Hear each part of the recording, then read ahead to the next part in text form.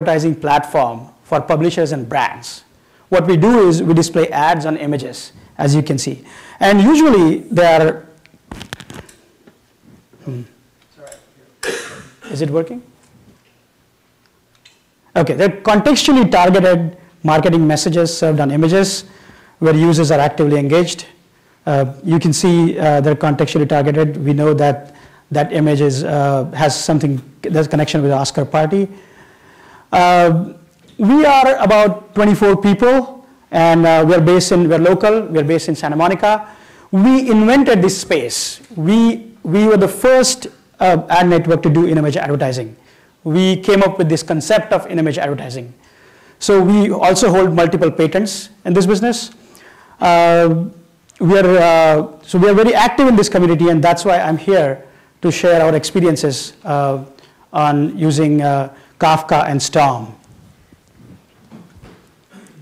So let me first begin with how this whole thing began at GumGum. So one day, every day at 3:30, all of us just get up and go to a coffee walk. And one day, our CTO, Ken Weiner, refuses to come for this coffee walk. And I'm wondering why. He doesn't want to go to ocean. He doesn't want an ocean breeze. He doesn't want a coffee. But I'm like, whatever, you know. So we go to our coffee walk. We finish our coffee walk, and I come back. When I come back, what I see is this guy, Ken Weiner, salivating at a computer screen. And I'm wondering, what is he looking at? He is, and so I walk to his screen and look at what he's looking at. He's essentially looking at some ad networks reporting, which is real time. So it has this fancy graph, which is updating like every few seconds. And all he says to me is real time data. My first reaction is, holy shit. Because that means it's going to come on me. But the second reaction, being an engineer at heart, is that, yay, I'm going to get to work on these technologies because I'm sick of writing MapReduce jobs anymore. So that's how this whole thing began at GumGum.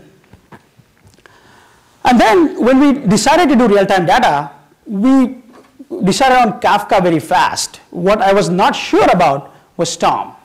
So the final nail in the coffin was put in the Hadoop Summit. When I went to Hadoop Summit and I saw Nathan Mars's talk on Storm, he didn't talk about anything special in that talk, and nothing that I didn't know already. But what I saw there was the momentum Storm is getting. The amount of response that people just surrounded him the whole time he was there. It was just amazing. I could see, and I talked with so many people, and everybody's telling me that, oh, we're using Kafka, we're using Storm. So I was really amazed with that kind of community response. I also happened to attend Kafka users group at the end of the Hadoop Summit. And that was very good too. Nathan Mars was there too, and he also talked about how Twitter is using Kafka and Storm together. So that sort of sealed it for us. And then we decided, yes, we're going to definitely do Kafka and Storm. They have enough momentum, and they are a good solution for doing what we're trying to do. So before I begin, let me put in perspective how these three systems compare: Hadoop, Kafka, and Storm. Hadoop is a batch processing system, essentially, right, using MapReduce. The MapReduce part of it is essentially a batch processing system. And Storm is a real-time computation system. So in a way, it's MapReduce, it's Hadoop MapReduce that never ends. Also, it's a Hadoop MapReduce that does not have a two-step process. Like Hadoop has map and reduce. Storm doesn't have to have two stages. You can have any number of stages. So of course you can chain MapReduce together and have any number of stages, but at least the semantic of map and reduce always remains the same. Whereas in Storm, that's not the case. You can chain any kind of processes one after other. So Hadoop and Storm are that way comparable with each other. Now in Storm, because being a real-time system, there is a concept of stream. And stream is nothing but a flowing data.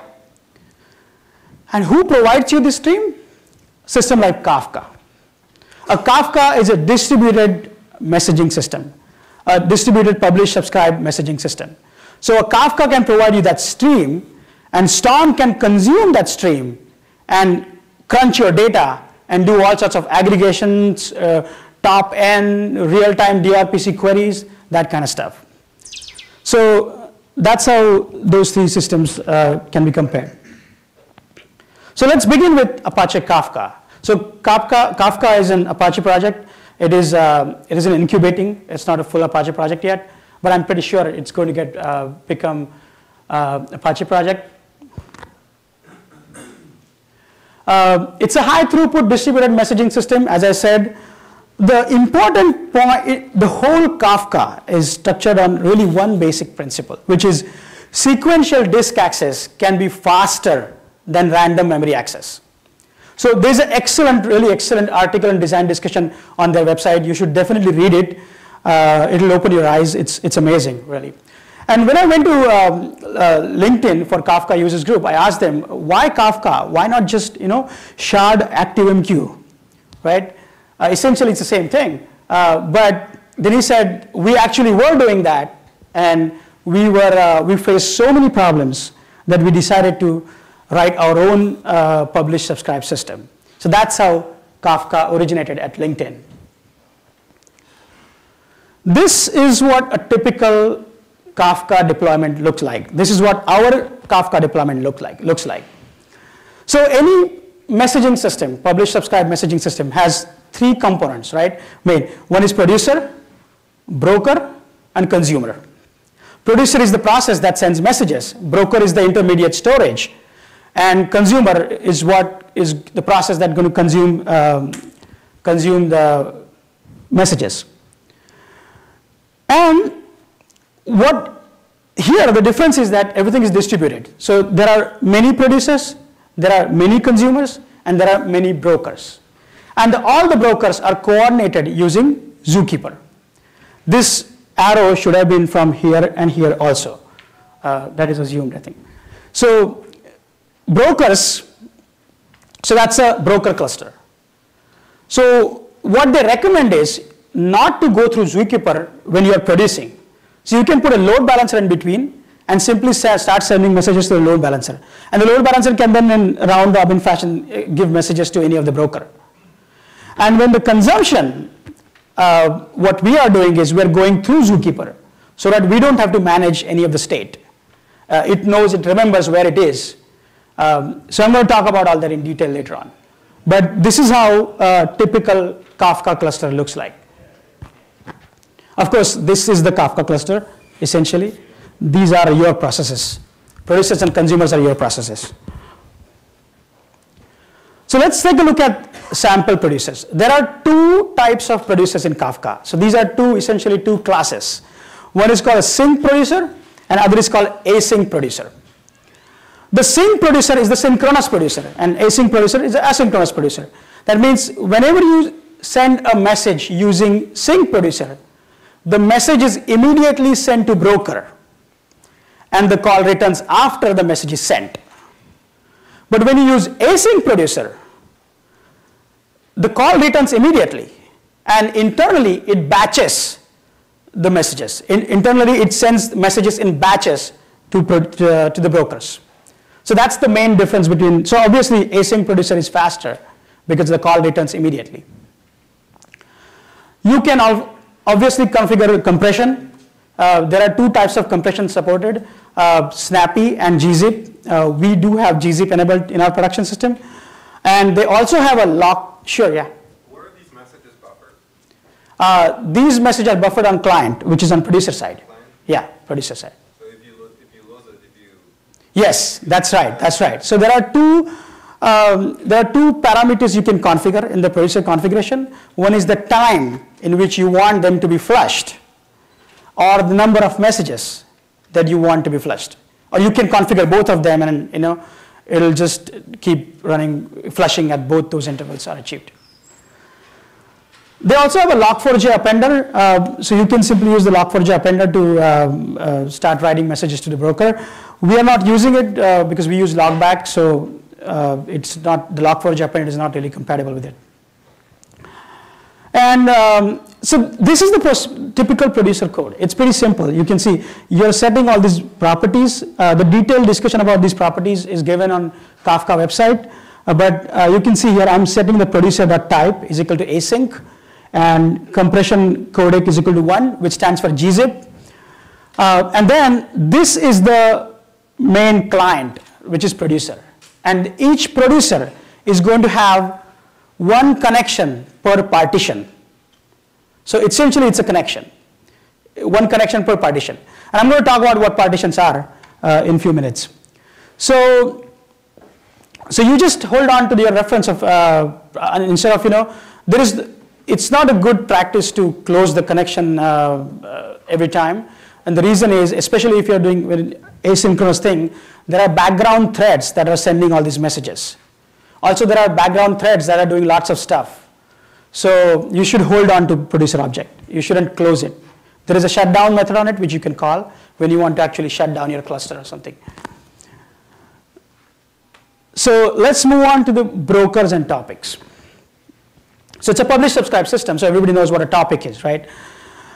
In Kafka implements topic, it's a very simple implementation. You just send a message with a string, and that string, if that topic of that name doesn't exist, it'll create that topic.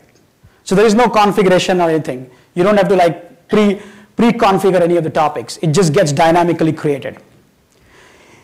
Each topic has a partition by default. Each topic is partitioned into multiple partitions. Each broker in your cluster is going to have one partition by default. You can always configure that too. You can have it to create 2 partitions. But also, you can custom partition it. So you might have some logic. The logic might say that, we want to have, it's more like, H-based region servers. It's essentially partitioning of data. So you can decide what kind of message is going to live on which broker, that sort of stuff. We are not using any custom partitioning. We're just going with the default partitioning because the kind of use cases that we are doing.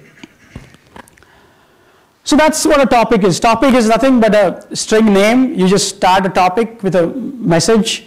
All the brokers can be load balanced from the producer side. You already know that. It's a zookeeper-based coordination. I already talked about partitioning. Mirroring. Mirroring is what Kafka is doing. Essentially, it's basically a replica of your cluster in some other cluster. Essentially, a replica of all your Kafka data in some other cluster. So it basically copies data. That's it. But the better things, which is coming in point 8, is the replication. And what replication is going to do is, right now, when you send a message to a Kafka broker cluster, the message only lives on one of the machines. It is not replicated. So in a way, it's not a fault tolerant, because if one of your brokers go down, you lose all the messages that are on that broker. So that's a problem with Kafka right now. But the 0.8 version, which is slated to come in October, when they say October, it'll probably come in December or January. But that is going to have replication. And that will really make Kafka robust. So that way, if one of the broker goes down in your cluster, you don't have to worry about losing your messages. Consumer. Again, consumer is in your process. There are two classes, main classes you should be knowing here. One is called simple consumer, another is consumer connected. Simple consumer does not use zookeeper-based coordination. It directly goes to a broker of your choice. So this consumer is meant for people who know what they're doing. So if you want to specifically go to a particular broker, a particular partition, then you can use simple consumer. You have to also mention something called offset in order to start consuming using simple consumer. Now let's try to understand what offset is. Offset is nothing but a high watermark. It's just so every message in Kafka has a unique number ID. It's a 64-bit ID. And that ID is stored with each message. And the way Kafka keeps track of messages is it just stores what is the highest number of, when it's consuming, what is the highest number of messages that is consumed in Zookeeper for a particular partition. That's how it knows what it has consumed and where should it start. So if you're using simple consumer, you are going to do all that yourself. So it doesn't do anything for you. But if you use consumer connector, it does everything for you. It's going to basically store that offset or the highest message number in Zookeeper, and you can even configure the flush time to Zookeeper. So say every 2 seconds is the default, I think. Every 2 seconds it will flush the state to the Zookeeper. So if your consumer crashes, all you lost is 2 seconds worth of data. And also you can again configure that. So that's a Hadoop consumer. Now one more important concept for consumers is consumer groups. A consumer group is, so what happens is, it's a distributed system, you can have multiple consumers, right? Now you might want to consume the same stream or same topic again and again for different purposes, right? In one cases I want to do normal add event aggregation, in other cases I want to do add events by image aggregation. So you would need to consume the same stream, add event stream, in two different ways. So in that case, what you can do is you can say this is consumer group A and this is consumer group B. And it's going to make sure that it gives one message from one topic to only once to a consumer. It's never going to give the same message 2 times to a consumer group. So again, consumer group is implemented as a string. So you just start your consumer connector and you just say it belongs to this consumer group. And it will make sure that even if it has 10 processes running, it will make sure that everybody gets only, nobody gets duplicate messages. So this is very handy, especially if you're going to write multiple topologies on Storm that are going to consume the same stream. Again, the consumers groups also help us do queue or topic semantics. Because let's say if you have only one consumer group, then it becomes a queue, right? If you have multiple consumer groups, then it's essentially topic. So that's how. And again, an important distinction between Kafka and some of the other publish subscribe systems is here the consumer is a pull consumer. Consumer is going to pull data from Kafka. It's not going to receive any message from anywhere. So you boot your consumer and start consuming data. You don't have consumer that is going to get messages pushed to it. So this is a sample consumer code. As usual, you start with a bunch of properties where you tell where the Zookeeper is located. And this is the group ID I was talking about, the consumer group ID. This is a multi-threaded system here where it's basically spawning 4 threads and consuming parallelly in all the 4 threads. This is a sample example on their website, so you can just look at their website.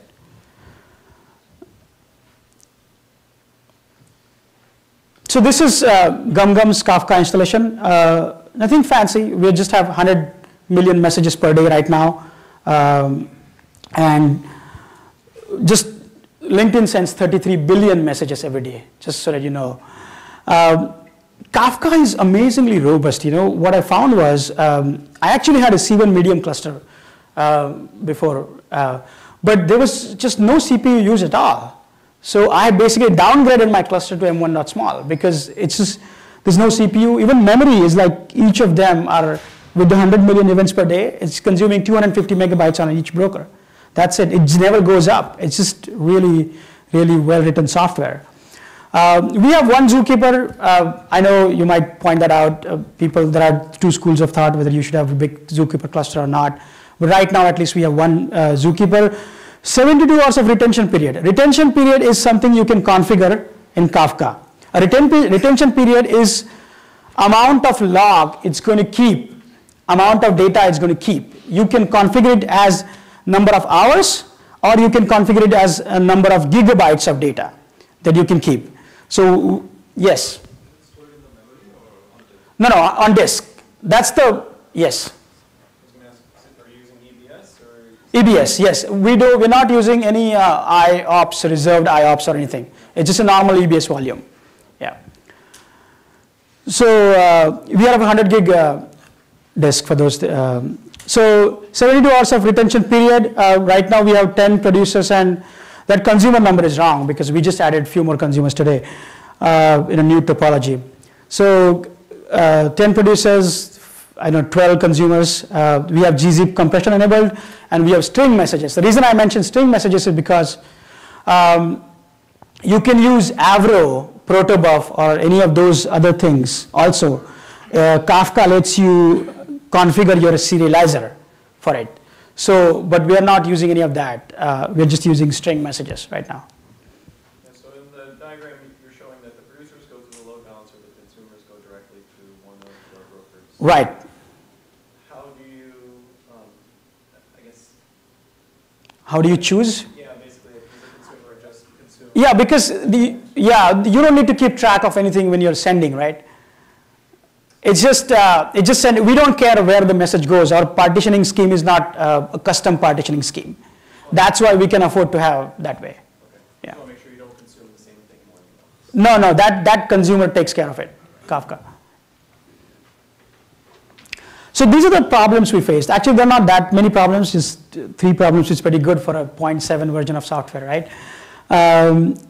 So what happened is when we configured our elastic load balancer and this Kafka cluster, initially we were not sending the whole volume, and our batch size was not configured properly. So what was happening was, elastic load balancer has this thing where if there's a persistent connection kept across to the elastic load balancer, if no packet is sent in 60 seconds, it's going to kill that connection. So we were getting all this ton of exceptions in our producer saying, oh, the connection got killed, the producer got killed. So it was trying to reconnect. So there are multiple ways to solve it. I mean, in 0.71, they added these 2 properties called connect time interval, reconnect time interval, I think, which basically keeps pinging brokers at particular intervals. So we set that to 50 seconds. And that, I think, solved our problem. So that's one of the things we did to solve that problem. So Zookeeper, when you're using Zookeeper-based consumer, it's a very write-heavy, Zookeeper write-heavy system, because every 2 seconds it's going to flush your offsets to Zookeeper. So if you forget to delete Zookeeper logs, Zookeeper transaction logs, then your disk is going to get full. That's what happened to us. That's really stupidity. We should have done this. I should have known that, but you have too many things to handle. So I just looked at it today. I came across this cool software called Exhibitor, which is Netflix is doing, which is essentially a supervisor for Zookeeper. So we might actually go that route. It has very cool web interface. It manages all this deletion of logs, and it just manages Zookeeper. It takes away like Zookeeper administration from you. Otherwise, you'll have to read that big ass document of Zookeeper administration. And so we have to know Kafka, Storm, Zookeeper, HBase, Hadoop, everything. Now let's move on to Storm. Yeah. Question before you move on. Sure. So why was it a load balancer comes in instead of just getting the configuration from Zookeeper? Zookeeper? Because that becomes your single point of failure. You're not using something like DLB if you use like HA proxy or something like that. Yeah, I mean, it's elastic load balancer, so it's I'm not supposed to think about that, right, the failure. For people that don't use Amazon, for example. Yeah, technically you're right. You should probably use Zookeeper-based load balancer, And yeah. not only that, Zookeeper-based producer. not only that, but that means also limits you to like, I don't know about ELB, but is it like a 10 gig pipe? Are you limited to that by introducing a load balancer? Or? That's right. I haven't looked at it. We haven't reached that limit yet. But you're right. If you want more flexibility, then you should probably use Zookeeper-based load balancer. Yes, Casey. Hey, so can you tell us about your message? So how big is it? And is it basically, is that your revenue stream? Yeah, it's a click data and impression data. And how many characters? Approximately, it's probably 1K. Okay. Yeah, it's not that big. It's probably 1K. Yes. The sync producers, is it when the broker has secured the data on disk, or is it when the consumers have consumed the message off? No, sync producer has nothing to do with consumer, right? I was just curious what the behavior is. So what sync producer does is, you send a message, sync producer is immediately going to send that message to broker and then return the call. There is no acknowledgement. So it's not going to wait till, broker is not going to tell it that I received the message. Okay? Broker is, after receiving the message, is immediately going to write it to disk. Even on the synchronous producer, it doesn't wait for an acknowledgement? Yes, there is no acknowledgement at all right now between producer and consumer. Yeah. So once this data is sent to socket, it's all up to the net and network to figure out whether data reaches there or not. Can you just talk about how your data gets into Kafka? We actually, you saw sample producer code, right? We call that from our web application, from our Java web server, which is essentially our ad server. So that's how it gets into Kafka. Yeah. Do you know if there are any like Apache integrations or like syslog integrations to like? Log4j integration is there. I mentioned about that, Log4j, yeah. What's the underlying protocol for the Kafka? It's its own binary protocol. It uses TCP. Okay. Yeah. So is the producer a separate process running on the same application server, or is it actually inside the same? It's embedded. It's embedded. Yeah. Can I move on to Storm? No, I mean, you can ask more questions. It's fine. Yes. Why doesn't the web server just talk to Storm directly? Well, Kafka needs, Storm needs a stream, something for streaming. I mean, that's why you can't, first of all, Storm is, again, pull system. So you need to pull data from somewhere. So you need an intermediate storage in between. So that's why Storm is not a web service where you can just post messages to. That's why. Why don't you just put everything on HDFS and have a spout reading off of HDFS? We could do that too. There is actually I forgot to mention, there's a Hadoop consumer available, but it is not part of Kafka code. It is given out as a separate GitHub project. And what it does is essentially is, this is a little different than what you're talking, but it reminded me that, is any data you are going to send it to Kafka, you can pull it and store it in files in HDFS. So it's your web app to Kafka to HDFS route. Yeah. What you're saying is why don't we directly write to HDFS? Is that why? I don't know. I mean, do people do that in real time? Do they straight away write? I mean, we do actually have a parallel system where we do upload our logs to S3. And then those logs get pulled in for HDFS at night. So we do have a system like that. But then it becomes a job, right? It's an hourly job or something. It's not a real-time system, right? Yeah. Why not? Well, I mean, No, we don't want to do MapReduce jobs, hourly MapReduce jobs. no, it's just a storage mechanism. Oh, just to store it? Yeah. Well, one of the things is, there is actually a reason. We don't have our own Hadoop cluster running. We have an Edge-based cluster running, which is completely dedicated to Edge-based. We use all our MapReduce jobs run on Elastic MapReduce, which is at night. So every night, we spawn about 200 instances to crunch our data. So does that answer your question? Yeah. Okay, cool. Sure. What exactly is consumer? Consumer is a process or an application that will pull data from Kafka cluster. And then you can do something with that data. For example, you can do aggregation with the data, right? If it is a clicks and impressions, then you're going to do additions, like you're going to do aggregate that data, right? And then store that data in database or some other system where you can report that data. So between producer and consumer, is there any intelligent operation happening, or is it just message transfer? It is purely a message transfer. So they kind of, so let's say when you are loading data to S3, Mm-hmm. isn't it equivalent? I'm just kind of asking. It's equivalent. The difference between that and this paradigm is that one is stream, which is continuously emitting data, versus other is you're putting them in files and then batching them. But where is the real-time intelligence happening? That is going to come, that's what Storm is for.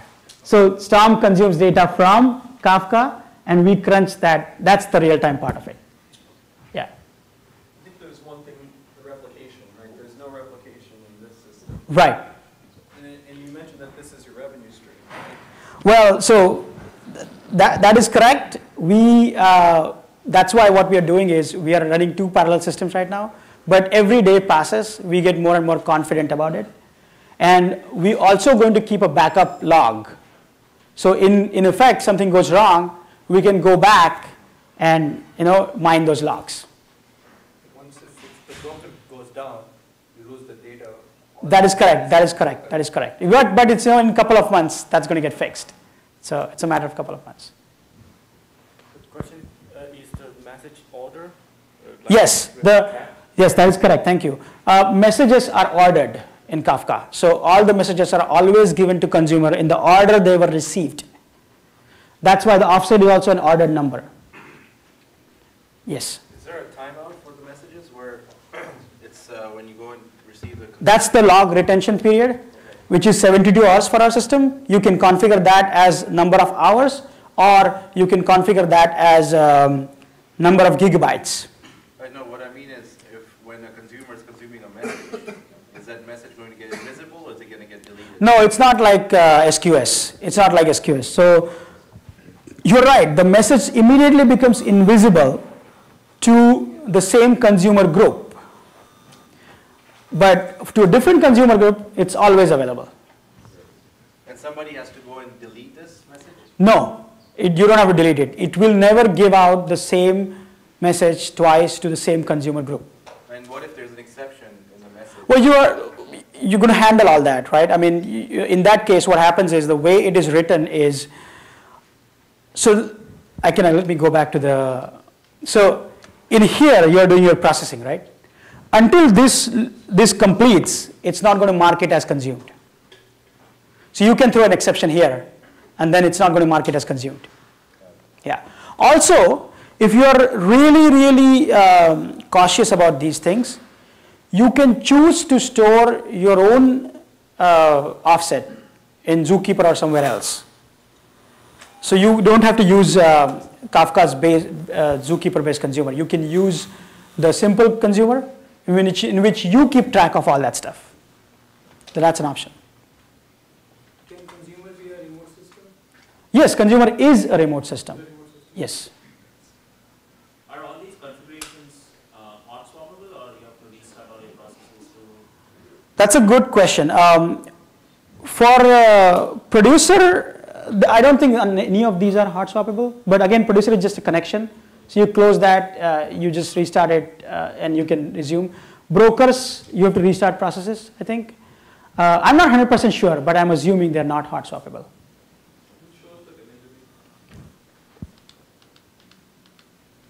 You mentioned that consumers are getting things like first come, first served. So with such kind of distributed system wherein you mentioned that consumers are actually pulling data, the data is not pushed to them. Right.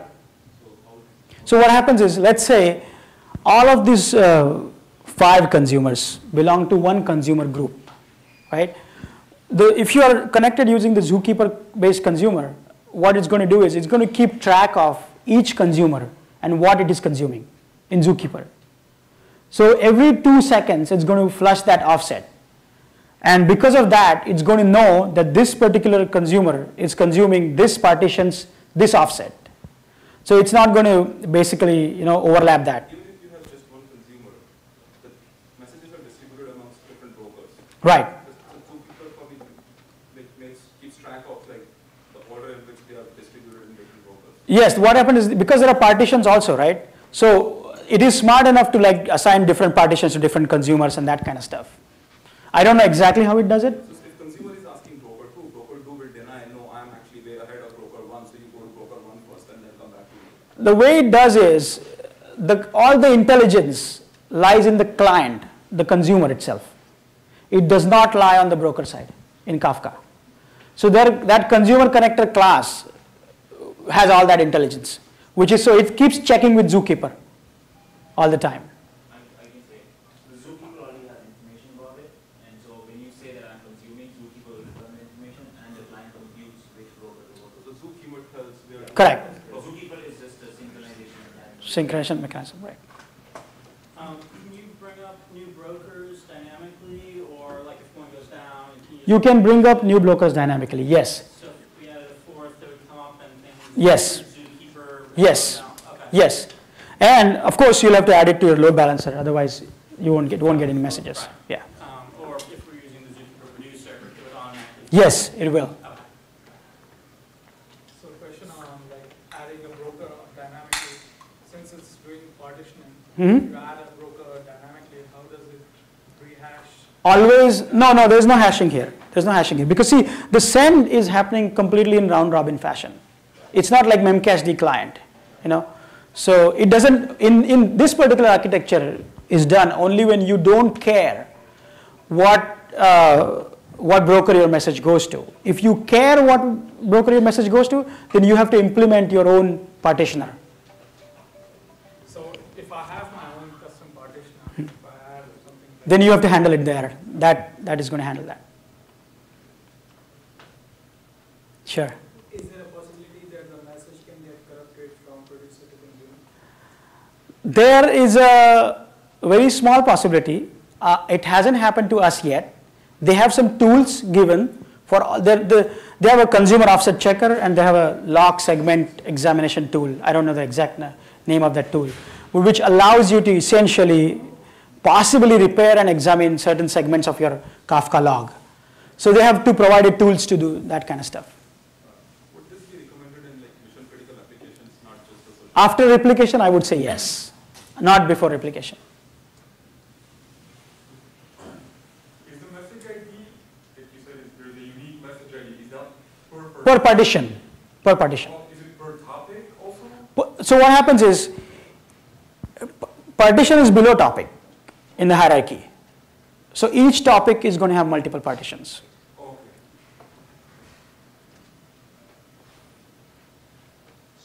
All right, Storm.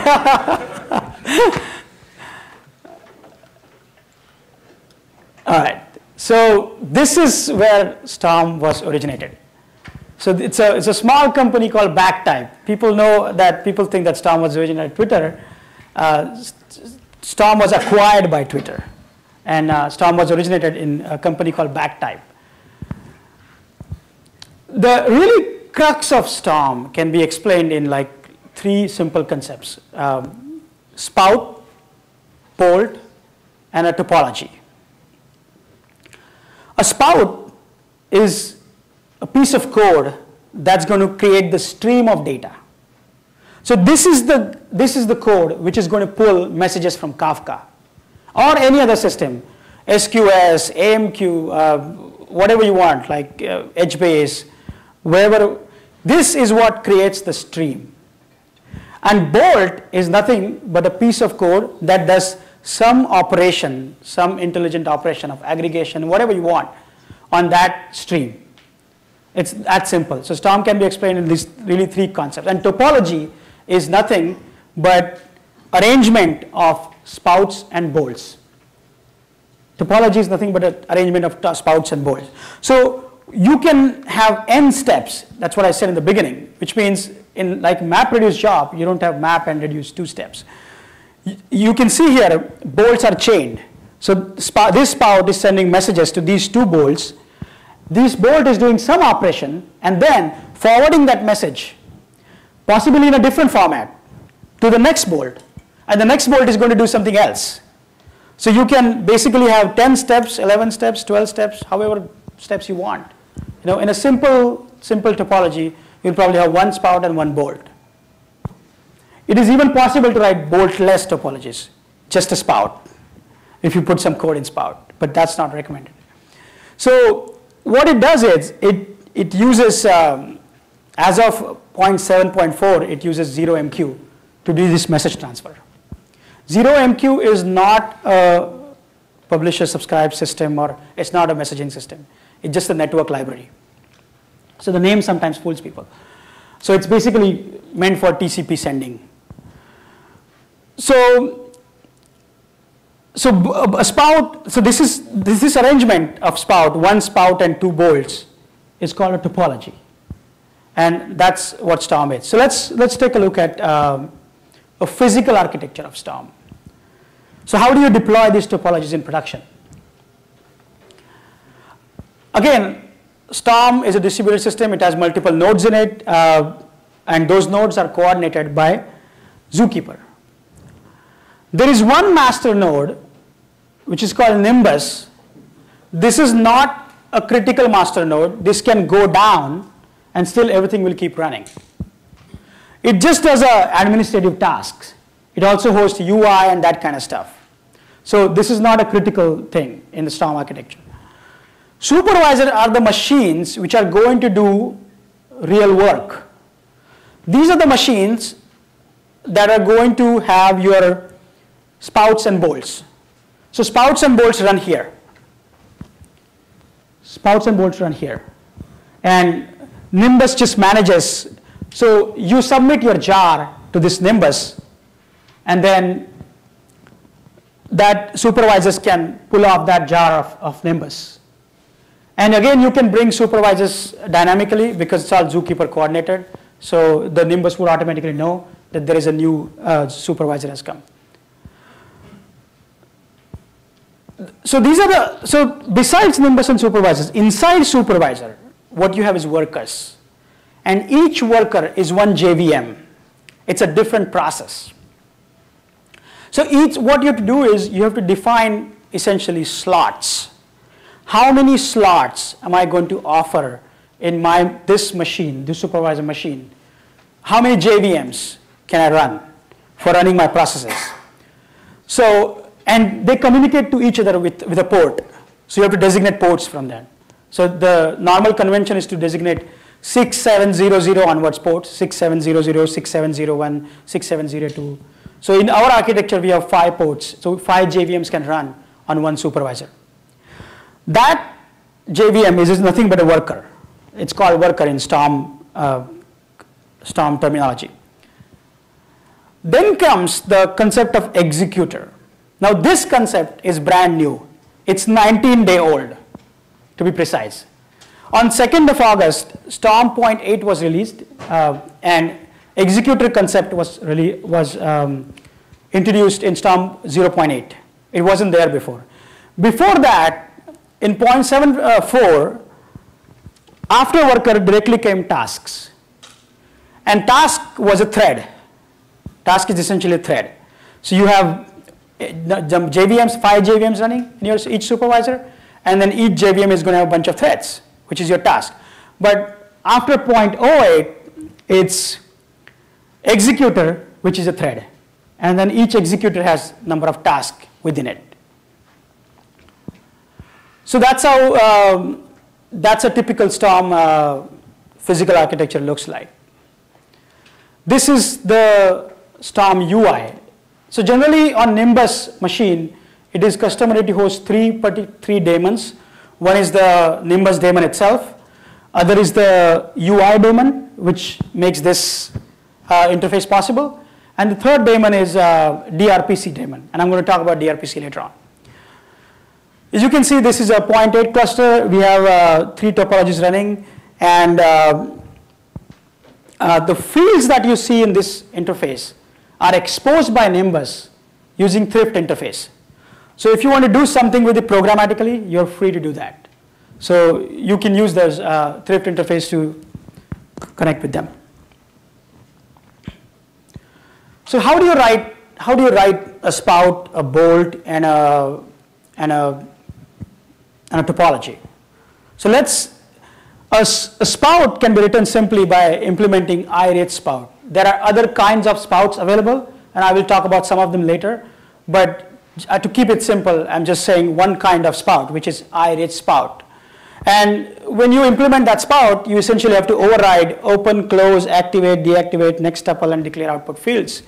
There's also a base-rich spout, which basically provides no-op implementations for all of these except next tuple. And then you are only forced to write next tuple. But I don't like that because I actually want to implement, I want somebody to force me to implement activate, deactivate, and open and close, because those are kind of important methods. What it does is, those methods are called in the life cycle of a topology. And if you want to do clean shutdown of a topology, then it is very important that you implement deactivate and close. So when you deactivate a topology, so there's a concept of activating and deactivating topology. Because topology is a code, piece of code that is running continuously. It's not like MapReduce, where MapReduce is going to do finite amount of work and then going to stop.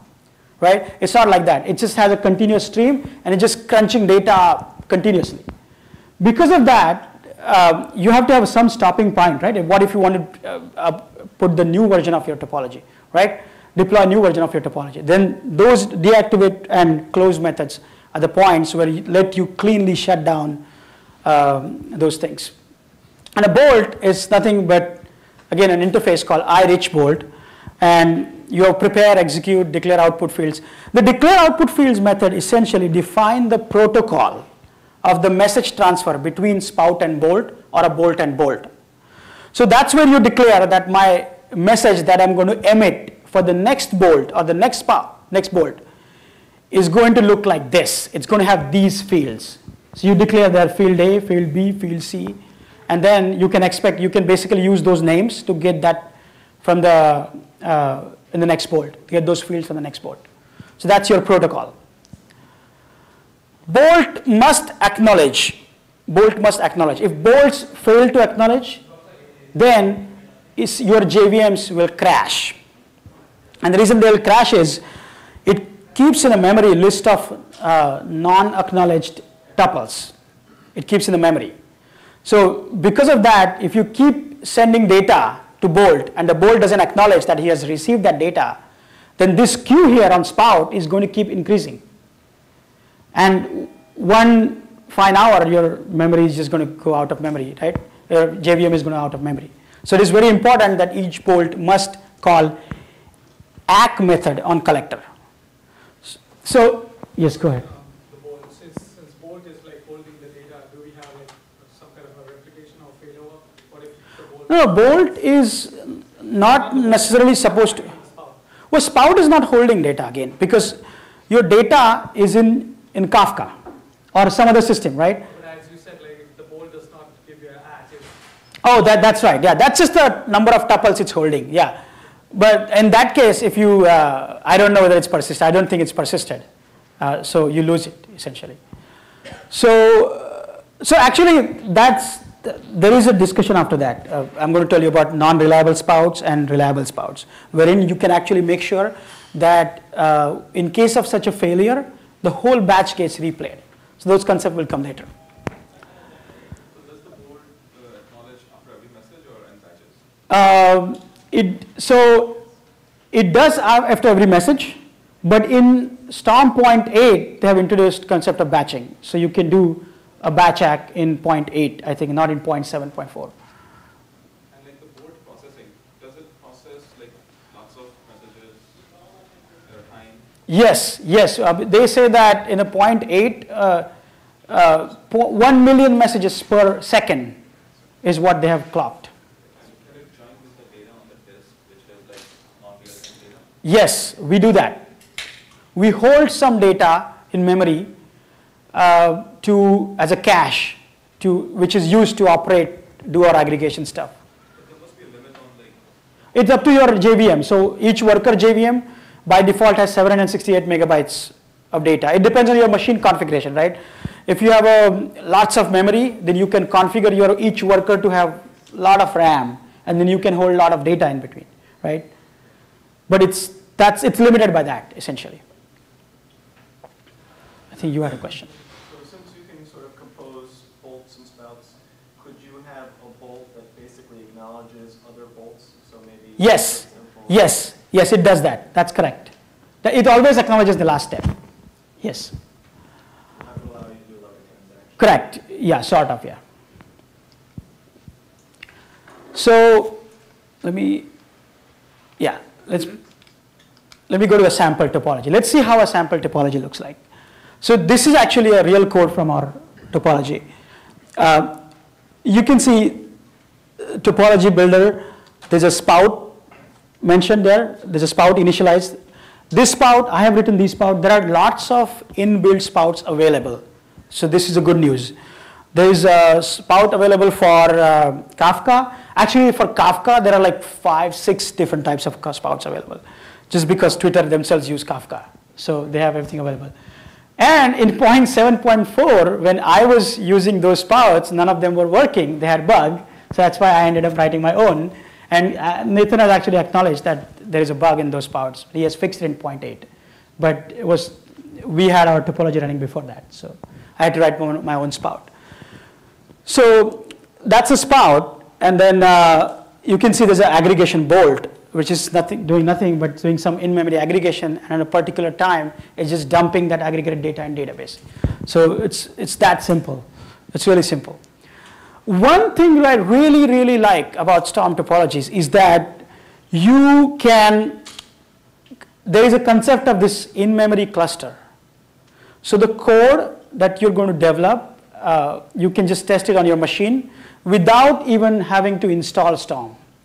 You don't need to install anything. Don't even install Storm on your machine. All you do is you just run this class. That's it. And the way this is set up is if the topology name is null, then it's a production mode. Name is not null, then it's a production mode. If the topology name is null, then it's a local mode. And that's why they have a concept of local cluster. All it does is it spawns a fictitious in-memory cluster for Storm, and it does everything in memory. So it's just like one class. You don't need anything. It's just amazing. I mean, development becomes so much easier. It's just, I don't know, I can't even describe like how happy I was to develop on Storm. Yes? I think their word count example uses fields grouping. Why did you use a shuffle grouping here? So that's because of our use case. Right. In field grouping, what happens is you decide that a particular data should go to particular bolts, right? We don't have that kind of data. Our data can allow us to go anywhere. So that's why I'm using shuffle grouping. So what he's talking about is essentially these are the kinds of groupings. These functions define how data will be sent from a spout to a bolt or a bolt to a next bolt. Shuffle grouping essentially means send wherever. So if there are 4 bolts running and there are 2 spouts running, in this case, how many spouts are running? 2 spouts are running and 3 bolts are running. Any spout can send data to any bolt. You can also have all grouping, which means all the spout must send data to all the bolts. It duplicates data essentially. So you can decide what kind of message routing you want to do. So you can, in case of where you're doing aggregation, sometimes it is a case where you want a particular aggregation to go on particular bolt. So you can do that kind of stuff. So this is a code that runs in production as well as development. As you see, you can set number of workers here. You don't have to, but this will basically define number of workers. So that means it's going to spawn 3 JVMs for this topology. Now, how many tasks are there? This is let's assume simpler case, which is 0.7.4. There are no executors. How many tasks are there in this topology? 5. So there are two for spouts and 3 for bolts. So there are 5 tasks in here. And there are how many workers? 3 workers. What is it? 3 workers. So what it's going to do is it's going to spawn 3 JVMs and it's going to run 5 different threads in them. I mean total, 5 different threads in them. So that's how it manages parallelism. Now, this parallelism can be changed in runtime, which is good. Suddenly you had a spike or something, you can run a command called storm rebalance and it will rebalance and you can specify parallelism for spouts and bolts and it will change it. Yes? So if you change something for storm, how does Kafka get, I mean, the data is coming from Kafka. Data is not coming from Kafka, data is being pulled from Kafka. I see. So storm is what is pulling from Kafka. I see. Yeah. So when you picture the consumers would be the spouts. Correct, exactly. So consumer are essentially the spouts. That's right. Now, when you said there were 5 threads, is that 5 threads per worker JVM? No, in all JVMs, meaning, Spread across. yeah, what it's going to do is 2 of them is going to have 2 threads and 1 of them is going to have just 1. Okay. Yeah. And then the rebalance, like if you see a spike, Yes. say I want another 5 bolts. Correct. Rebalance, it'll figure it out. Correct. Just to ask, how many people are using Storm here? So these many people are using Storm. And is anybody using Kafka here? Okay. So this is how you submit a so topology. What happens is you write your topology class like this. You write your spout. You write your bolt. Now you have to prepare a jar, right? This jar is a special jar. It is essentially an exploded jar with all of your dependencies in it, except the dependencies that Storm uses. So no Storm jars, nothing that Storm actually uses, because that's already going to be in class path. So everything else extra you're using, you're going to explode it and create. So Maven assemble plugin is what you need to use in that case. So create an exploded jar and then submit that jar by simply running a command called storm jar, your jar, and the class name. And again, the topology has a name now. Because remember the code, if it is a name, then it's a production. If it doesn't have a name, then it's local. Yes? When you want to deploy a new version of your topology, You essentially kill the topology that is running, and then you do this again to upload a new version. How would you handle the time gap, or would you push the new one in and then? So the way it works is, right now there is no hot swap functionality, but there is an issue file for hot swap. Right now what it does is it allows you to specify at the kill time number of seconds to wait. So what it does is it stops your spout first, and then it's going to wait for a number of seconds after that for your bolt processing to get over. So you can do that. Yeah. Okay, so this is how you submit a Storm jar to a Storm cluster. Again, in local mode, you don't have to do this, which is great. Trident. Now let's talk about Trident. Trident is, so Storm has three main things, okay? What is basic Storm itself, Trident, and DRPC. And I'm going to talk about all the three things today. Trident is a new higher level abstraction that was released on 2nd of August 2012. So it's 19 days old. What do I mean by higher level abstraction? Basically, let's take an example of the previous topology. Instead of having a spout and a bolt, instead of having a bolt, it has aggregator. So it's basically like cascading, which gives you all these functions, aggregators, and all sorts of mechanisms to filter data, to aggregate data. So it essentially it's a layer built on Storm that gives you those kind of pre-built functions. So instead of writing a bolt, you would write your aggregator, your filter, and you can chain them one after another, which is same as chaining your bolts. So it's just a higher level of abstraction over Storm. It also introduces the concept of Trident state, which is essentially either you can keep it in in-memory or some persistent storage, which is, states are required for aggregation, right? Like you hold data in memory in order to aggregate in memory, and then you dump it to some persistent storage. That's a state, essentially. And why is this state useful? Is because you can keep some window of your time in the state, and then you can query it in real time to get answers. It's called DRPC, or distributed real-time procedure, RPC, distributed RPC essentially.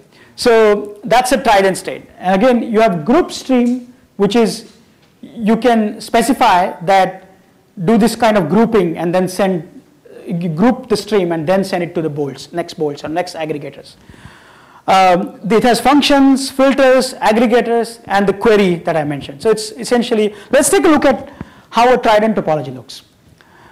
We do have one Trident topology in production already. I just put it in production yesterday, literally. The spout is the same, although Trident introduces concept of batching spout also. So my spout actually uses I batch spout instead of I rich spout, which is earlier spout. You can see I'm actually defining some fields. So this is aggregator. This is my own custom aggregator, which is aggregating. This is my own custom aggregator, which is basically aggregating some add events data based on days and hour. And these are input fields to the aggregation. This is the aggregation class, and these are the fields that will be forwarded on to some other aggregation. I don't really have any other aggregator chained after that, so I don't need to really specify fields. but the interface did not allow me to have null. That's why I have to specify something there. Something somewhere here has a question? No. So this is the trident topology. So instead of having bolts, you have different kinds of aggregators, functions, filters. So these are different interfaces given. Even reducers. They even have a reducer interface, which will basically mimics the reducer.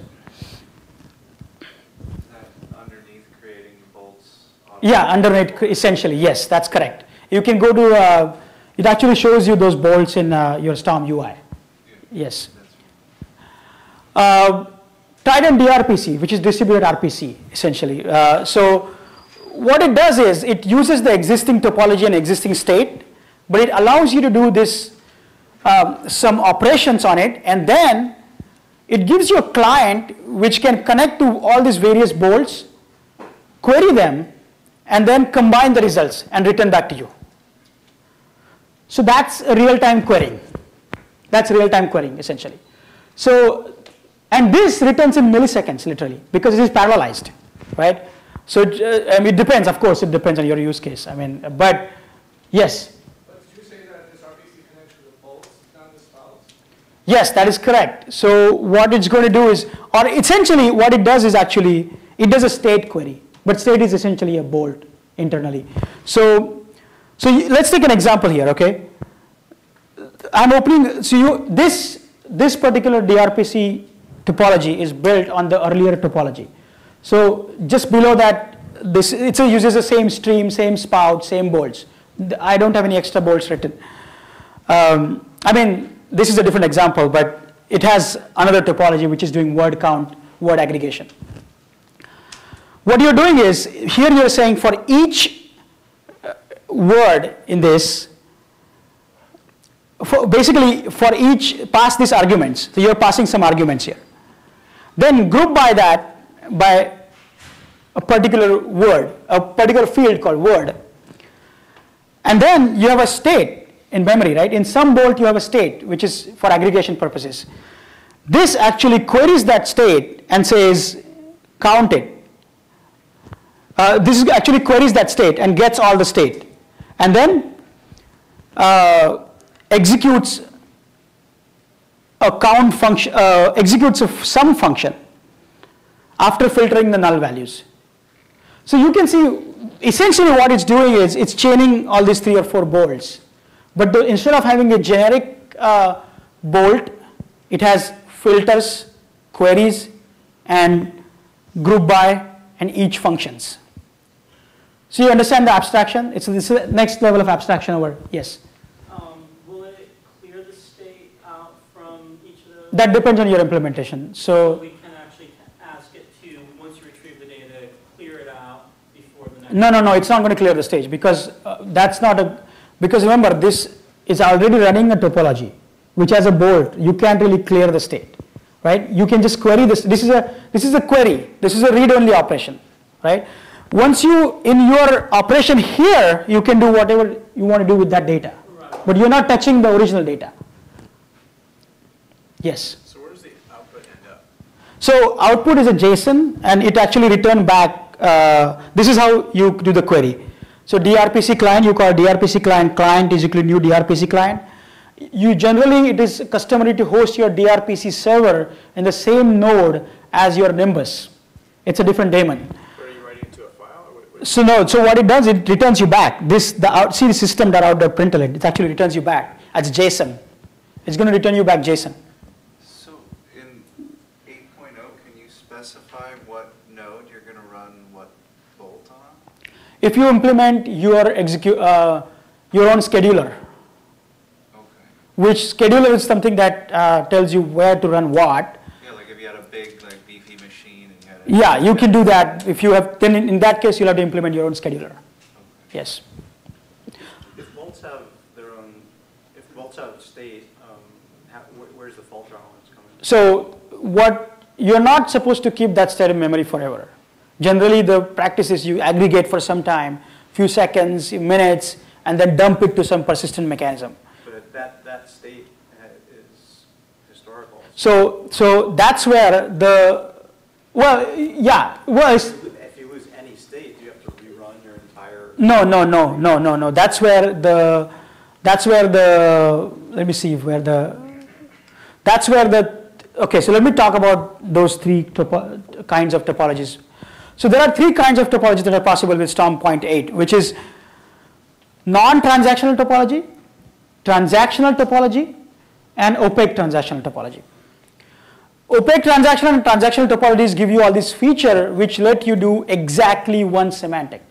That means if for some reason, if you fail to process one of the batch, you won't act back and then it will replay that batch. So if particular bolt does not act back that batch, then the same batch will be sent again to the bolt. So if I understand, so the state, the most recently stored state is considered valid and it replays the batch for just that one bolt into a new bolt. Correct, that's correct, that's correct. So one more thing I want to mention here is that the way bolts operate is bolts are thread safe. It actually starts multiple instances of bolt. So each instance has its own state. So that way it is thread safe. It's not going to run multiple threads on it. Yeah, so this is DRPC, which is distributed RPC. Essentially, it's pretty cool actually. It's you can do real-time querying essentially. Yes. In basic Storm, you can specify in the bolt definition. You can specify how many tasks per bolt. Can you do the same in Trident? Yeah. So here in Trident also you can do that. You have again that particular parameter is executor now, and then you have a new method called set number of tasks, which you have to call, and then that sets number of tasks. Yeah. Yes. Does this achieve like the same thing if in your bolt maybe you had that image some metric to graphite, and then in graphite you might collect all the bolts together, you get this vision of. Yes, that's correct. This kind of does. This does that. Okay. It essentially goes to each bolt, gathers data, then combines that state, and then. Right. Yes. But there is no guarantee of what you're going to get back, right? It's just a sample of your data. I think it all depends on how you have implemented your state and what function here you are calling to get that state. So you may get entire state and do top n on it, or you may choose to get part of your state and do something else with it. And what is a state exactly in the bolt? State is essentially, for example, let's say word count example, right? So a state is basically a hash map, let's say, with each word as a key and counter as that's a state, right? Yeah, essentially. And you can add a time to it if you want, by day, hour, whatever you want. So this is our Storm cluster. Right now we are routing 60 million events through that. We have 2 C1 X large supervisors for those of you know Amazon Web Services. We have M1 large Nimbus, the same C1 medium zookeeper shared with Kafka. We actually use Spring Framework in it. We basically do static initialization of Spring Framework. Although in Trident, I think they have introduced something like get resource per worker. That will actually help because essentially you want one context per worker, which is one JVM, right? So yes. I'm just curious, in your topology, what is the longest number of bolts you have? No, we don't have just one bolt right now. We have simple topologies right now. We have just one bolt right now. Yeah. So we use Spring Framework with it. We use static initialization. So what are the problems faced? I learned this no aking very hard way. I guess I didn't read the documentation properly, and then basically my JVMs were crashing, and that's how I figured out that I must act.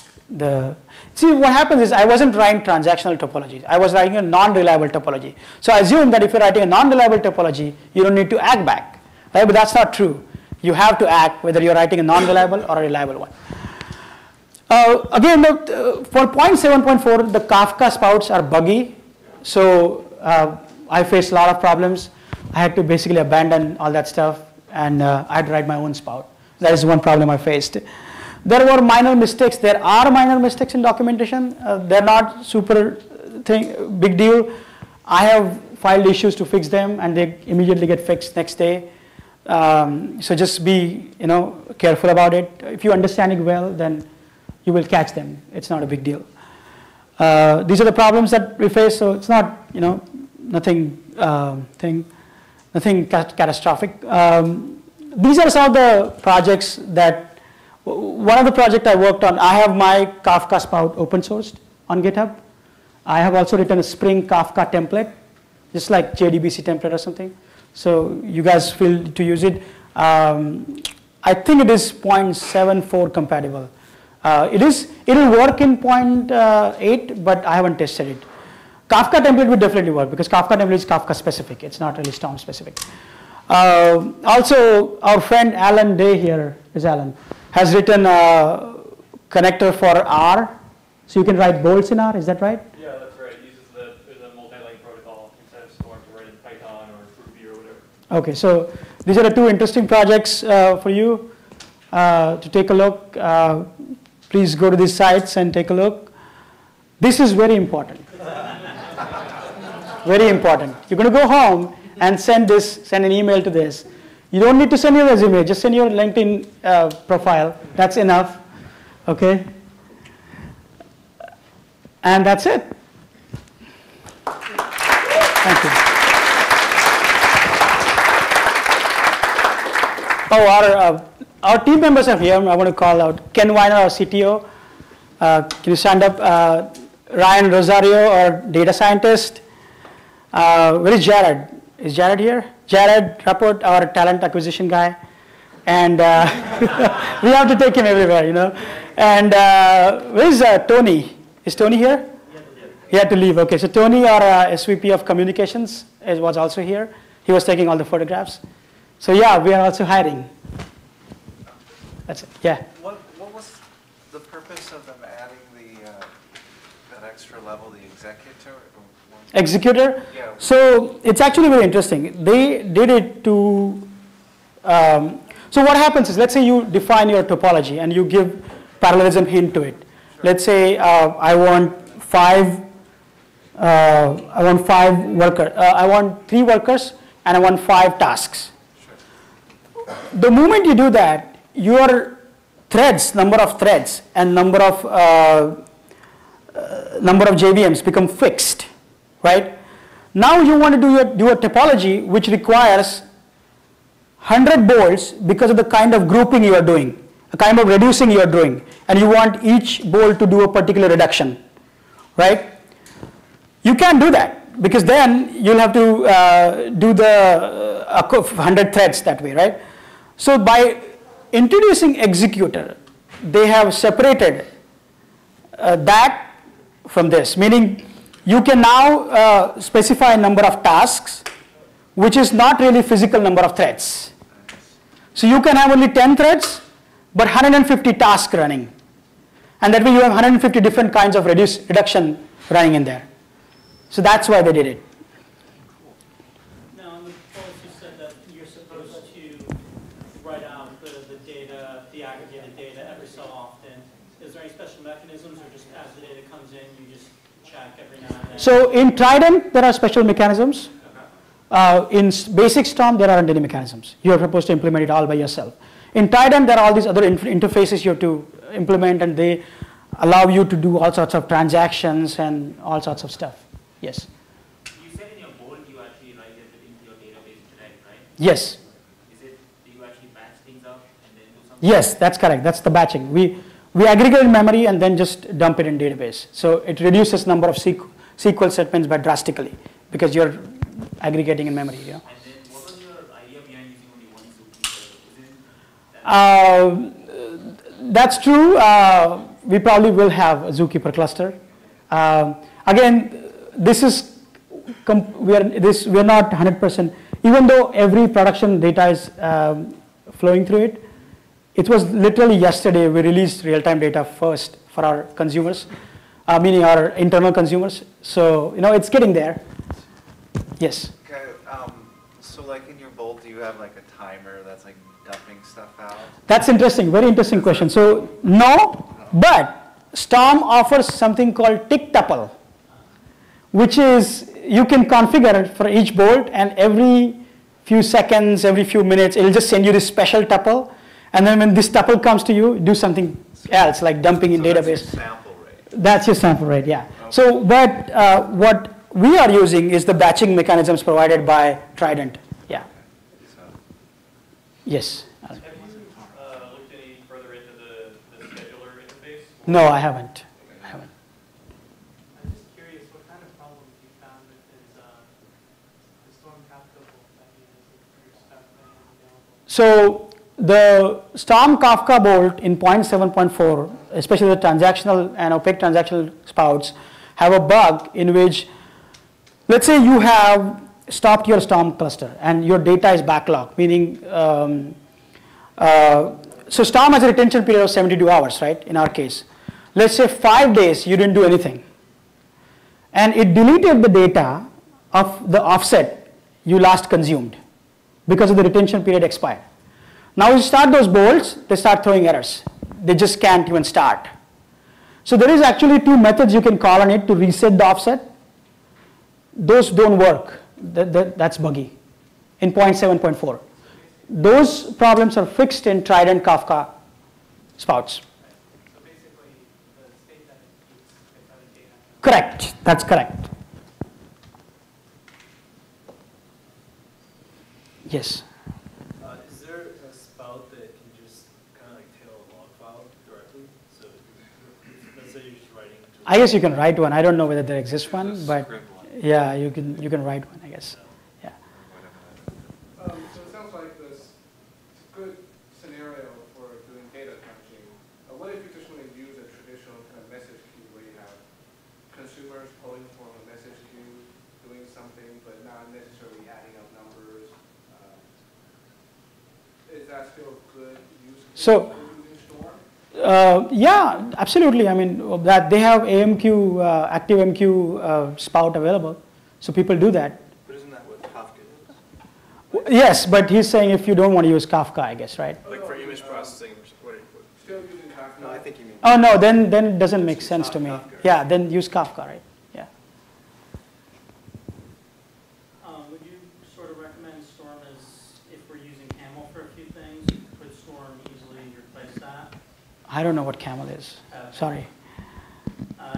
It's sort of a enterprise integration pattern that you can do, and it can do some of these aggregate things, and it can run inside of, let's say, an ActiveMQ broker, so you can route things, aggregate, route them, and copy messages on different queues or topics. You can use Kafka itself. You can do that. Yeah. With, I mean, just you don't even need Storm for that. Does people do that? Yeah. With Kafka, I've heard about that. Yeah. Yes. If you have a topology with like 5 Kafka spouts reading from 5 different partitions, and they're writing their high watermarks to Zookeeper, Uh-huh. you take down that cluster and then bring it back up. How do you specify each of those 5 spouts to start reading from wherever they like from? So what happens is, the way it works is it depends on the consumer group they are, right? So essentially what it does is, in Zookeeper, the way it stores state is it assigns a unique ID, a string ID, to each of your consumer, even though they are in same consumer group. Now, you take down that cluster, it has the state for 5 different consumers, right? Next time it comes up, it's going to pick up state from there. It's going to take the highest of that. It's going to combine that data for those consumers and basically have a state for a consumer group and then start off from there. But that's not right, right? Because like on one of the partitions or how I mean, it will go per partition, obviously, per partition, but it depends on whether all these 5 people were okay. If there were 5 different partitions, then you're right. It's going to pick up from there. But if there are 3 partitions, then it's going to combine that data. Right. Okay. Right. So it does it all automatically? Yeah, it does all automatically. You don't have to do any of that stuff. So that's the reason I wrote my own spout, is because I didn't want to manage all that stuff. I want Zookeeper to manage that stuff. I mean, I want Kafka client to manage all that stuff. Yes. I was thinking about his question. One advantage of using Storm, even if you're not crunching data, I would say is if you're going to have multiple consumers processing messages, it gives you a way to deploy changes to your code Easily. So like right now, if you're using like SQS or something to do this, and you have multiple machines processing those messages, and you want to change the code, it's kind of a pain in the ass, because you have to go to each one and restart something. Yeah, but Storm will give you that stop platform. all at the same time. Yeah, Storm will give you the platform to manage that. Oh, that's cool. Yes, Greg. Have you used this technology to replay a Kafka queue? So you can say in Kafka, I want messages from this offset. It will, even if you've dealt with them before, it will essentially replay that queue. Have you ever done that through Storm? Say it again.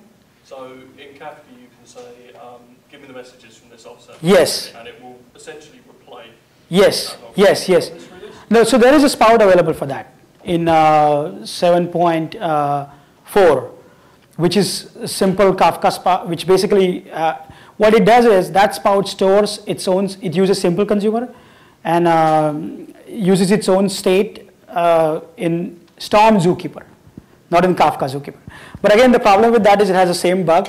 So you probably have to write your own, which takes offset as a parameter.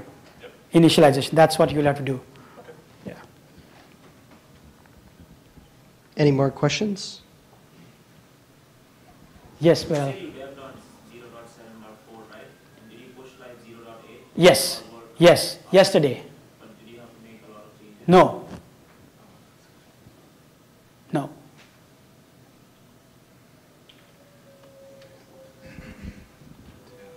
All right, how about a round of applause for our fantastic speaker? Great, so I think Vaib's going to be around for a few minutes to answer some more questions, because I think that this topic has a lot of great questions. I also want to say that please take a pizza home, because you could use some pizza, I'm sure. And also, we are looking for community speakers, so if you would like to share some of your experience in the Hadoop ecosystem, in the big data ecosystem, in real-time processing, we have a pretty big community here, and folks always are hungry for learning from others' experience. So please get in touch with me or with Casey in the back here, and we'd love to get you on the schedule. All right? Thanks, everybody. Great. Oh, also, if you need your parking validated, stop by the desk over here.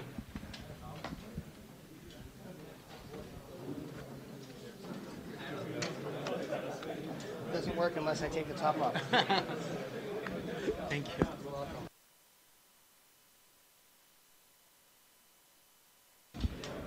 So is there a cruise at Shopzilla thing too? I'm starting to look around. Yeah, no, definitely. I'm actually here in my card, so just send me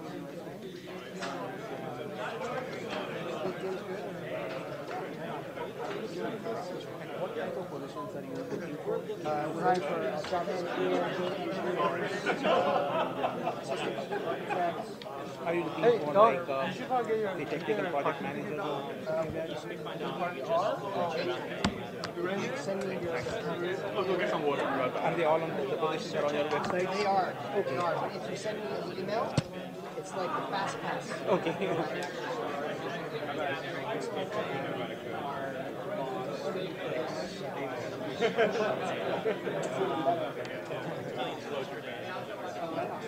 So we have kind of some research engineer classes where it's like half data scientist, half engineer. And so those might not be on the website.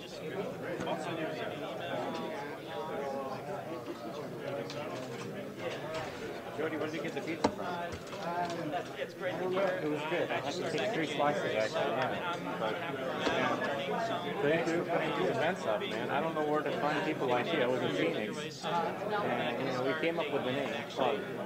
That's great. I love that. I know, there was stuff like, dude, I meet with people at Phoenix.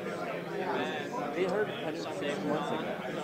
We're talking about the largest credit card company. That's nice to meet you. I have a very quick question. Do you guys going to post the podcast somewhere? Yeah, actually, it can be a challenge. I'm recording Right. That kind of crap. Or if you just Google LA Ustream, you'll find it. Oh, if I use stream. Okay, got it. Well, thank you. Good to meet you, man. Great meeting you. You're good, happy face. Very secret, right? I like it. Yeah, I'll hit you up next week. Cool. You know my role, right? No, man. man. Come on, that looks like I need a beer for that. Come on. Hey, I need a stamp. Yeah, I need a beer to get to work for Oracle right now. I do. I've been to the group a few times, actually for a few years. Alan, hi. I don't think we met. So I saw you're posting pics in real time data. So it's like it's the whole theme. It's good stuff. Yeah, because I used this when it first clicked, there was some missing. That's why you got it. Oh, you work at Cloudera? Yes, yes. Oh, okay. I'm basically responsible for Southern California. Oh, okay, nice. The Cloudera guy locally. I used to work right across the street from Paul Alto. So you're here at Shopzilla? Oh, really? Yeah. What do you work for? Awesome. I work for Shopzilla now. Oh, you do? Work So for a couple local companies, a couple in the Bay Area? Advertising.com. Yeah. Oh, really? Yeah, we're right next to you guys. This is how you can I see everyone who didn't show up. This, yeah, I'm working. This is how you can see everyone who signed up but didn't show up. Yeah, I'm working in Storm right now. I guess.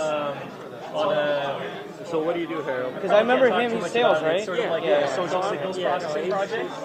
I just admin gearing up for a real-time I'm basically trading project right now. The first guy down here in Southern California. Yeah. Nice. We're hiring. Yeah, we're trying to build up. So a support team. Everything.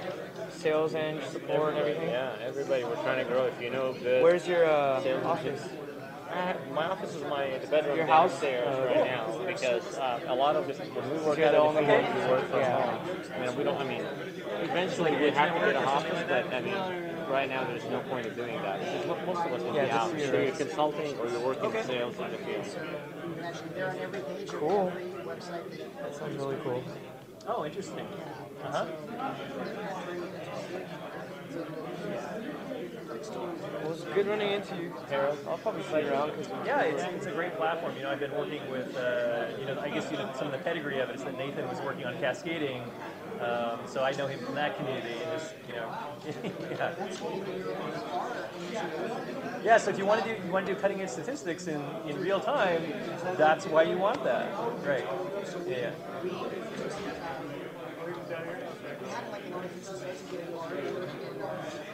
Yeah. So I'll just give you a bit about my background so you know kind of to stage the conversation. I got my PhD at UCLA Human Genetics and specifically in bioinformatics. So I've been doing kind of big data, high dimensional data sets stuff for more than 10 years. So yeah, it's kind of interesting to see it all like hitting e-commerce now after all this time when we've been.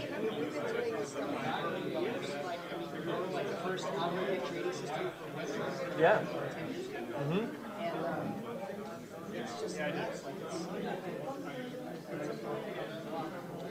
It's fun, isn't it? It's so fun, and it's like it's so. To me, it's like that's. If I kind of just that's where I spend my time.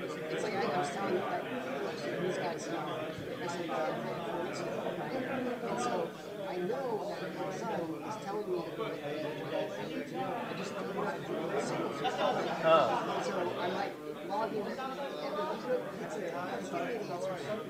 You know about this thing where they can learn to sign before they can learn to speak? I heard about this a while ago. There's so many opportunities now. When we sit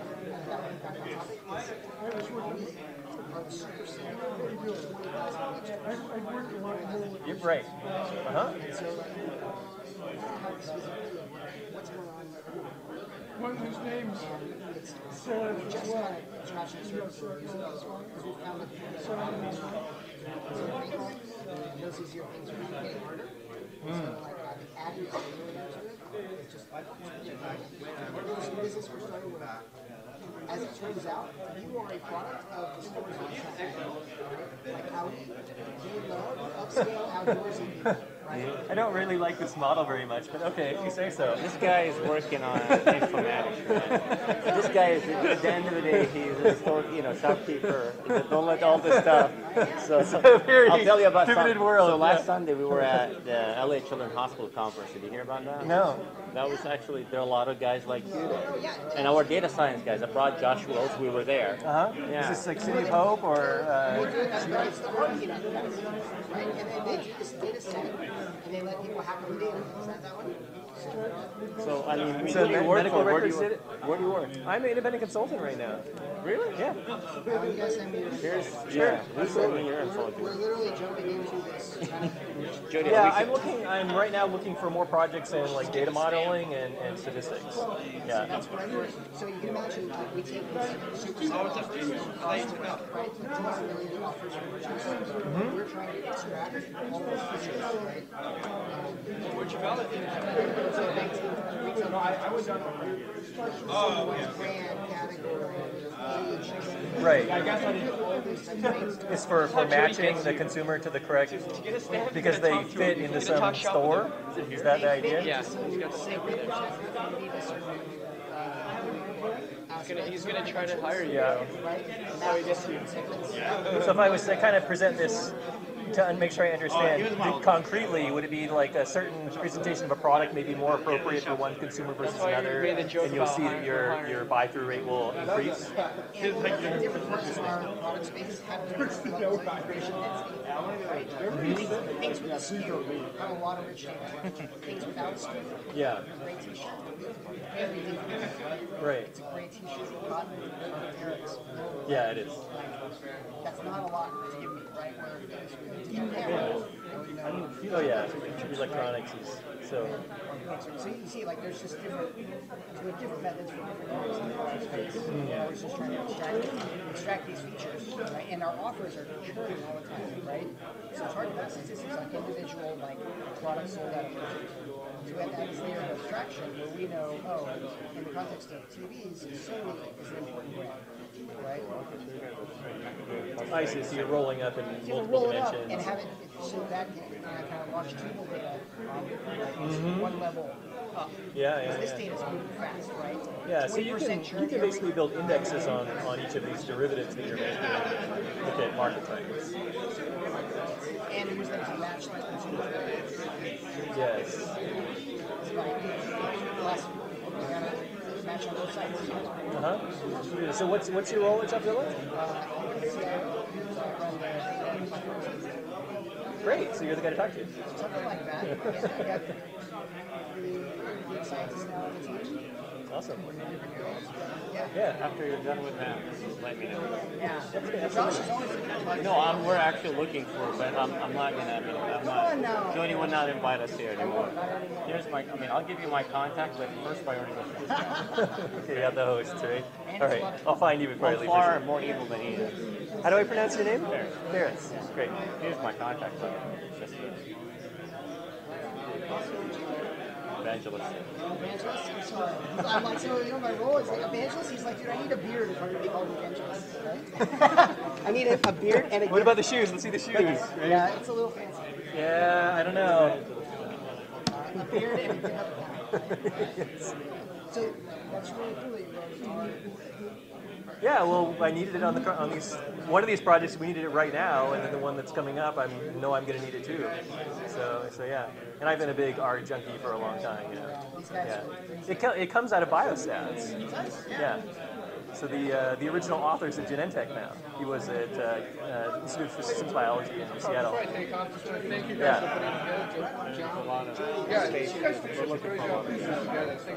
Yeah, it's a lot of fun. These guys got a good team. They've been very early on. Early on, but slow. Like, it's slow. Like, we're becoming because you were making money. The problem is making money. You get complacent? No, it's just like, well, I have this thing. Now it's not easy to keep this machine going. Oh, right? you're right. Opening that machine, it's like this. It is like the definition of the innovator's dilemma, right? Like, you're in this little loop, you're optimizing this loop. You're like, well, how can I value getting out of that loop? Yeah. Right? I have to kind of discount that. Yeah, you need to manage your portfolio of innovative activities. Exactly. Yeah.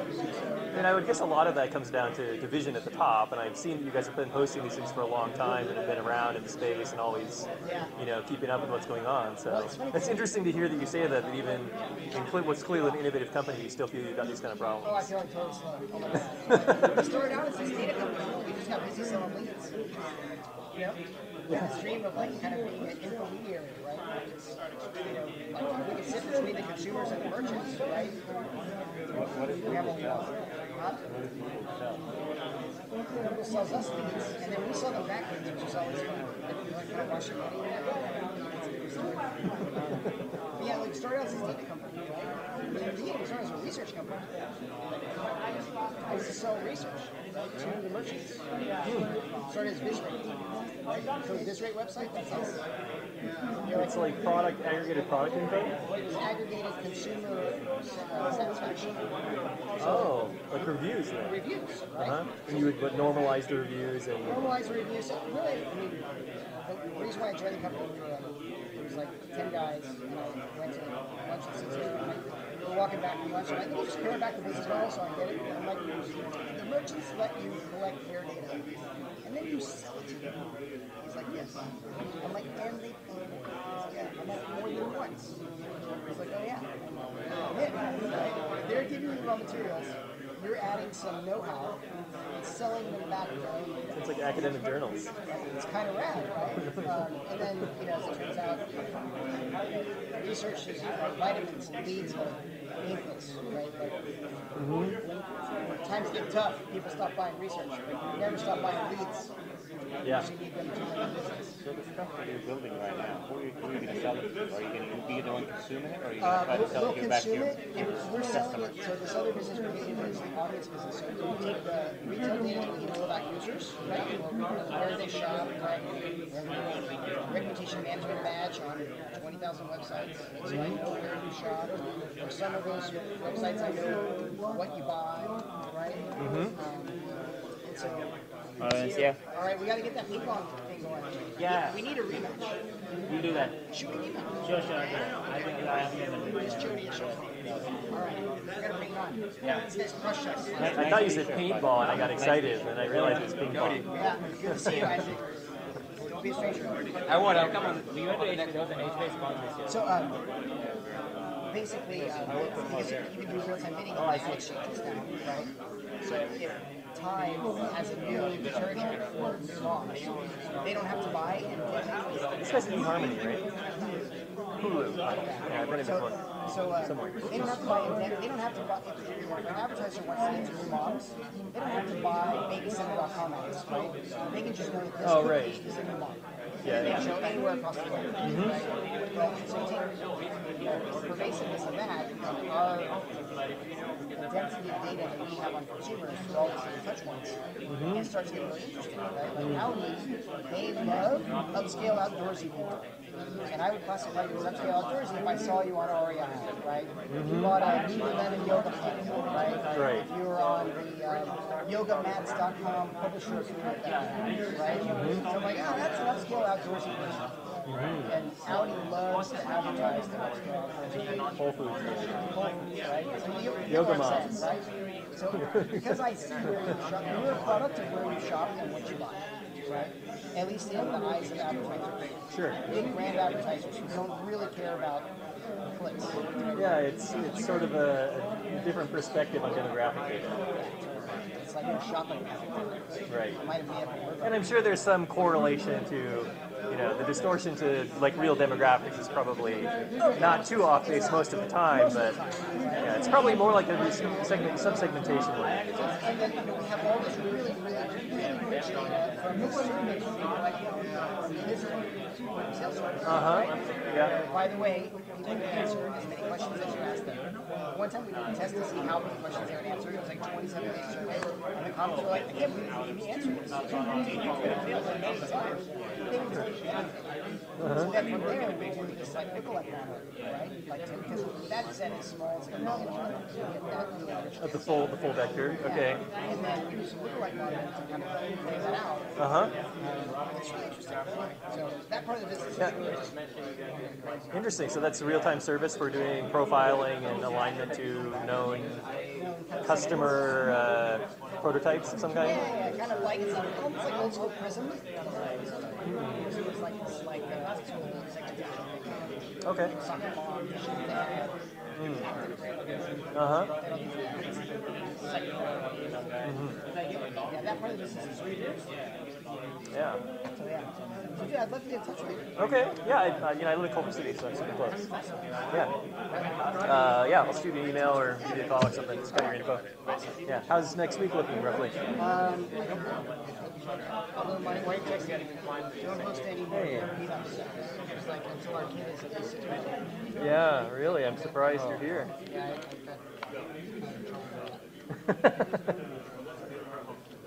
Let's see. Probably like one of these. Quiz. There is one. Yeah, how you doing? I'm Jody. Jody, Vamsi. Nice to meet you. Nice to meet you too. Thank you. I just learned I can turn the side way. Really? Yeah, that's huge. Let's see here. Is that in the web browser? No, it's in the calendar client. You do Oh, interesting. Let's see. I'm having challenges here. And I don't trust the syncing sometimes. It's changed. Let's see. So Friday looks pretty good. Next week, Friday? Let me check that. I think, yeah, good for me too. So I'll send you a calendar invite. You can like get a lunch downstairs or Do you do something. breakfast? I could do breakfast. Just do breakfast on Friday. Okay, cool. Yeah, I'll send you an invite later tonight. Awesome, Jody. Yeah, great. Great meeting. Hey, Barry. Nice to meet you. All the best. Good luck.